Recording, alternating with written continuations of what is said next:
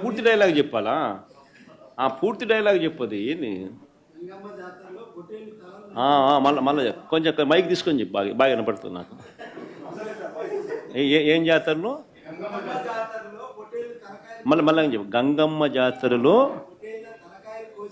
పొట్టేళ్ళ తలకాయలు కోసినట్టు రప్ప రప్ప రప్ప రప్ప ఏంది? రప రప రప రప నరికేస్తాం.